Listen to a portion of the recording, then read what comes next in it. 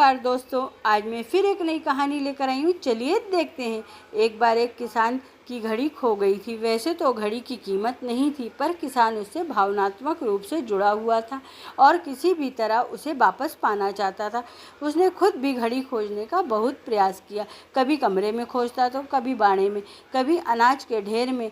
तमाम कोशिश करने के बाद भी घड़ी नहीं मिली। उसने निश्चय किया कि वह इस काम में बच्चों की मदद लेगा और उसने बच्चों को आवाज़ लगाई, सुनो बच्चों, तुम में से कोई भी मेरी घड़ी खोज के देगा तो मैं उसे 100 रुपये इनाम दूंगा।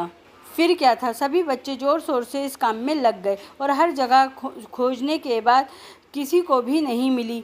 अब लगभग सभी बच्चे हार मान चुके थे और किसान को भी यही लगा कि घड़ी नहीं मिलेगी। तभी एक लड़का उनके पास आया और बोला, काका मुझे एक मौका और दीजिए, पर इस बार मैं काम अकेले ही करना चाहता हूँ। किसान का क्या जा रहा था, उसे तो घड़ी चाहिए थी। उसने तुरंत हाँ कर दी। लड़का एक एक करके सारे कमरों में जाने लगा और जब वह किसान के शयन कक्ष में से निकला तो उसे घड़ी की आवाज़ सुनाई दी। तो उसने घड़ी उठा ली। किसान घड़ी देखकर खुश हो गया और अचरज से पूछा, बेटा कहाँ थी ये घड़ी, और जहाँ हम सभी असफल हो गए तुमने इसे कैसे ढूंढ निकाला?